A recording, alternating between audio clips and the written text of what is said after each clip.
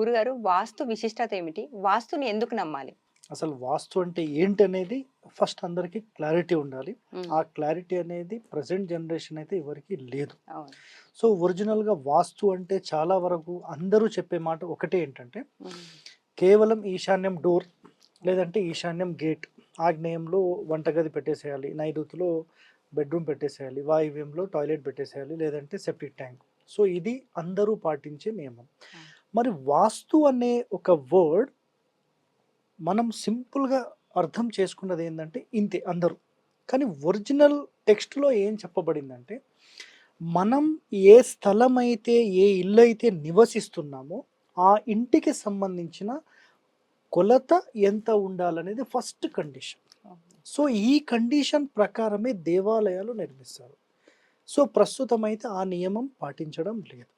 So, సింపుల్‌గా మనం వాస్తు అంటే ప్రస్తుతం పాటించే నియమాలకు అనుకూలంగా ఉండి, ఇంకా డెప్త్‌కి వెళ్తే, ఒక ఇంటికి సంబంధించి వెడల్పెంత, పొడవెంత, అవును. ఇది డిసైడ్ ముందవ్వాలి. ఇది డిసైడ్ అవ్వాలంటే ఆ ఇంటికి సంబంధించిన ఎవరైతే ఓనర్స్ ఉంటారో వాళ్ళ యొక్క నక్షత్రాలను తీసుకొని కాలిక్యులేషన్ చేసి కొలత ఇవ్వడం జరుగుతుంది. సో, ఇది. సో, సింపుల్‌గా మనం వాస్తు అంటే ఏంటి అని ఒక ప్రశ్న వేస్తే, ఒక systematic way of building construction. ఒక సిస్టమాటిక్ వే. ఇప్పుడు సింపుల్‌గా నేనొక మాట చెప్తాను. ఒక ముగ్గు అంటే ఎట్లా పడితే అట్లా వేస్తే ముగ్గవుతుందా? అవును. సరే. ఒక జెంట్స్‌కి ఒక ముగ్గు పిండి ఒక కప్‌లో వేసిస్తే వాళ్ళు ముగ్గేస్తే, లేడీస్ వేస్తే ఎట్లా ఉంటుంది? ఏది కరెక్ట్‌గా వస్తుంది? లేడీస్ వేషిందొస్తది. ఎందుకొస్తుంది అంటే, ఒక సిస్టమాటిక్ వేలో మీరు కరెక్ట్‌గా అబ్జర్వ్ చేయండి. కరెక్ట్‌గా చుక్కలు ప్రాపర్‌గా అసలు వాళ్ళు మెజర్‌మెంట్ ఏమైనా తీసుకుంటారా? లేదు. టేప్ తీసుకుంటారా? కానీ కరెక్ట్‌గా చుక్కలు వేసుకుంటూ వెళ్ళిపోయి దాన్ని కరెక్ట్‌గా డిజైనింగ్ తింపేసేసి దాంట్లో కలరింగ్స్ ఏస్తే చాలా మంచి లుక్ వస్తుంది. కానీ అదే ఒక అబ్బాయి వేయాలంటే చాలా కష్టమైనది. సో, మేము ఒక proper way of building construction నియమాలను పాటించి, గ్రామర్ ఆఫ్ కన్‌స్ట్రక్షన్ అనే సిస్టమ్‌ని ఫాలో అయ్యి, మేము ఇలాంటి నిర్మాణాలు చేస్తాం. ఇది సిస్టమాటిక్ వేలో ఒక ఎనర్జీని ప్రొడ్యూస్ చేస్తుంది. కానీ సాధారణంగా ఇప్పుడు అందరూ చేసేదేంటంటే, ఇప్పుడు మీరు ఇంకో అబ్బాయి వేసే ముగ్గు ఎట్లుంటుంది? అందవిహీనంగా ఉంటుంది. కానీ చూడడానికి అందరూ ఎక్స్‌పెక్ట్ జేస్తున్నారు. కానీ లోపల ఏముంది అనేది ఎవరు చూడడం లేదు. సో, సింపుల్‌గా ఇది అర్థం కావాలంటే ప్రేక్షకులకు ఒక ఎగ్జాంపుల్ చెప్తాను. ఒక మనసున్న అమ్మాయి కావాలా? అందంగా ఉండే అమ్మాయి కావాలా? మనసున్న అమ్మాయి. రైట్. మనసుండే అమ్మాయి అందంగా ఉండకపోవచ్చు. అందంగా ఉండే అమ్మాయి మంచి మనసు ఉండకపోవచ్చు. అందంగా చేయాలంటే సింపుల్‌గా ఒక బ్యూటీ పార్లర్ తీసుకెళ్ళి అప్పజెప్పేసి ఒక గంట, 2 గంటల్లో మంచి బ్యూటిఫుల్ చేసేస్తారు. కానీ మనసులో ఆమె దుర్మార్గురాలైతే ఏం ఏం చేయలేము. చేస్తాం? ఏం చేయలేం. సో, మ్యారేజ్‌కి బిఫోర్ అబ్బాయిని, అమ్మాయిని మాట్లాడించుకోవడం ఇవన్నీ ఎందుకు చేస్తారు? బ్యాక్‌గ్రౌండ్ ఎందుకు చూస్తారంటే, మ్యారేజ్ అయిన తర్వాత ఇష్యూస్ ఉండొద్దు. అవును. అలాగే ఒక ఇంటి నిర్మాణం చేయాలంటే, ఆ ఇంటి లోపల ఎవరెవరుంటారు?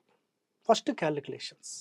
ఈ నలుగురు అంటే హస్బెండ్, వైఫ్, వాళ్ళ తల్లిదండ్రులు, లేదంటే వీళ్ళ పిల్లలు ఎవరైతే వీళ్ళ ఫ్యామిలీ ఉందో, వీళ్ళ ఫ్యామిలీకి సంబంధించిన నక్షత్రాలన్నీ తీసుకొని, ఆ మెజర్‌మెంట్స్ ప్రకారం చేయాలి.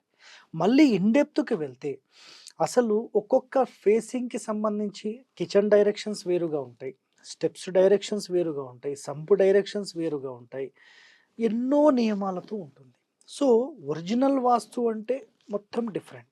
మార్కెట్‌లో ఇప్పుడు ప్రస్తుతం సమాజంలో అందరూ పాటిస్తుంది ఒక్కటే ఒక సిస్టమ్. ఏ ఫేసింగ్ అన్నా కానీ, ఈశాన్యంలో డోర్ పెడితే యోగిస్తుంది. Any facing.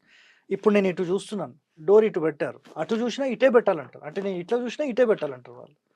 అది పరిస్థితి.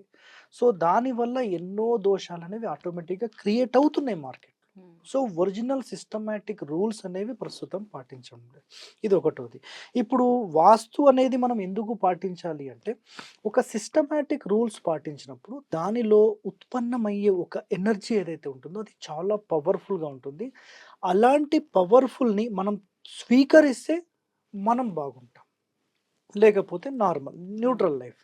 ఇప్పుడు ఒక బిల్డింగ్ అనేది ఒక గ్రామర్ ఆఫ్ కన్‌స్ట్రక్షన్‌లో నిర్మాణము, గ్రామర్ ఆఫ్ కన్‌స్ట్రక్షన్ లేకుండా నిర్మాణంలో 2 రకాల భేదాలుంటాయి. మనము సిస్టమాటిక్ ప్రకారం కట్టిన ఏ ఇంటికి వెళ్ళినా అక్కడ కూర్చుంటే ఒక ప్రశాంతవంతమైన వాతావరణం ఉంటుంది. ఆటోమేటిక్ మనకు కలుగుతుంది. సింపుల్‌గా మనకింట్లో సమస్య వచ్చింది. ఎక్కడికెళ్తాం? గుడికి, టెంపుల్కి వెళ్తాం. టెంపుల్కి వెళ్తాం. మరి మన ఇల్లు బాగా లేకపోతేనే టెంపుల్కి వెళ్ళేది. ఒరిజినల్ వాస్తు అంటే ఏంటి అన్నారు కదా, దానికి ఒక ఎగ్జాంపుల్ చాలా అద్భుతంగా సింపుల్గా చెప్తాను నేను. ఏంటంటే పూర్వం ఎవరు కూడా టెంపుల్స్కి ఎక్కువ వెళ్ళేవాళ్ళు కాదు. రీజన్ ఇల్లుని వాస్తు ప్రకారం కట్టుకునేవారు. ఎస్. అయితే వాస్తు ప్రకారం ఇంటి నిర్మాణానికి టెంపుల్కి ఏం సంబంధము అనే ప్రశ్న చాలా మందికి ఉంటుంది. అక్కడ ఏం జరుగుతుందంటే ఒరిజినల్ శాస్త్రం ప్రకారం కనుక ఇల్లు నిర్మాణం చేస్తే ఆ ఇంటి లోపల ఉన్నంతసేపు చాలా ప్రశాంతంగా వాళ్ళ లైఫ్ అనేది చాలా ఈజీగా సాగిపోతుంది. ఎలాంటి కష్టాలు అవన్నీ ఉండవు. ఏ కష్టం వస్తుంది, కష్టాలు అనేవి రాకుండా ఎక్కడ ఉండవు, కానీ ఉండవు. అవును. సింపుల్గా సాల్వ్ అవుతూ వెళ్ళిపోతుంటాయి. అప్పుడు ఎవ్వరి దగ్గరికి మనం పోవాల్సిన అవసరం లేదు.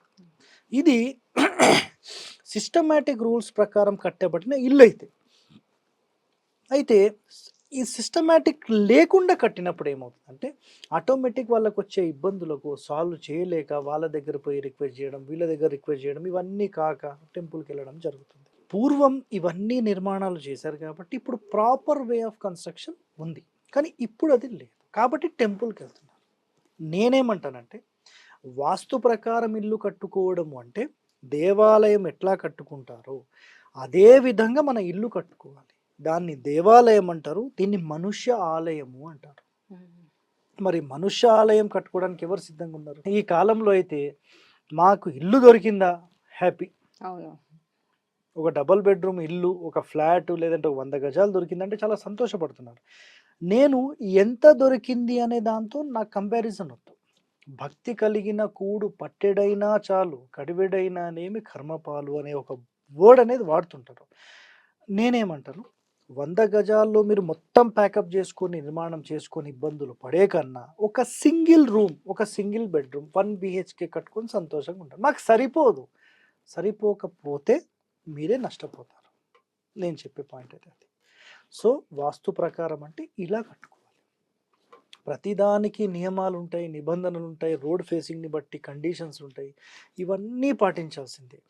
సో వాస్తు ప్రకారం ప్రస్తుత సమాజంలో ఎవరన్నా కడుతున్నారా అంటే చాలా తక్కువ, 1%, 2% కూడా లేదు. నేను ఆల్మోస్ట్ తమిళనాడు వెళ్ళి నేర్చుకున్నవి ఉన్నాయి, దాని తర్వాత మహారాష్ట్ర వెళ్ళి నేర్చుకునేవి ఉన్నాయి, ఊటీ ప్రాంతం వెళ్ళి నేర్చుకునేవి ఉన్నాయి, నెక్స్ట్ ఆంధ్రప్రదేశ్లో కొన్ని ప్రాంతాల్లో వెళ్ళి వచ్చినవి ఉన్నాయి, గుజరాత్లో ఒక ఆయన దగ్గర నేర్చుకున్నాను. సో ఈ కంటెంట్ మొత్తం నేర్చుకొని ఇప్పుడు ఏపీ తెలంగాణలో ఒక రేంజ్లో నేను ఉన్నాను. 3.5 లక్షల సబ్స్క్రైబర్స్ నాకు. సో నేను ఇంతవరకు నేర్చుకుంది 1% అని చెప్పి ఓపెన్గా చెప్పుకుంటున్నాను. నేను రీసెంట్గా ఒక స్థపతి గారిని కలిస్తే, నువ్వు 1% నేర్చుకున్నావయ్యా, నీకు దండం పెట్టాలి, నేను మహాసముద్రంలో నేనైతే 0.1% అని నేను అనుకుంటున్నా అన్నాడు ఆయన. సో మహాసముద్రంలో చాలా డెప్త్ ఉంటుంది. మనం ఎంతవరకు నేర్చుకోగలిగి ప్రజలకు ఎంతవరకు చేయగలిగితే అంతవరకు మాత్రమే చేసుకోవాలి, దానికి మించి అయితే మనం ఏం చేయలేం. సో ఇలాంటివి ఎన్నో రహస్యాలు మన ఛానల్లో అయితే చాలా వరకు ఉన్నాయి. ఇంకా మీ ఛానల్లో కూడా ఒక్కొక్క ఎపిసోడ్ రూపంలో కూడా మనం బోర్డ్ ఎక్స్ప్లెనేషన్ కూడా ఇస్తే చాలామంది ప్రేక్షకులకు అర్థమవుతుంది. సో ఒక్కొక్క కాన్సెప్ట్ తీసుకొని వాళ్ళ క్లారిటీ ఇస్తే చాలా బాగుంటుంది. సో నెక్స్ట్ నుంచి నేను బోర్డ్ ఎక్స్ప్లెనేషన్ కూడా మీకు ప్లాన్ చేస్తాను మీకు. ఓకే గురుగారు చాలా చక్కగా వివరించారు. ధన్యవాదములు. Thank you.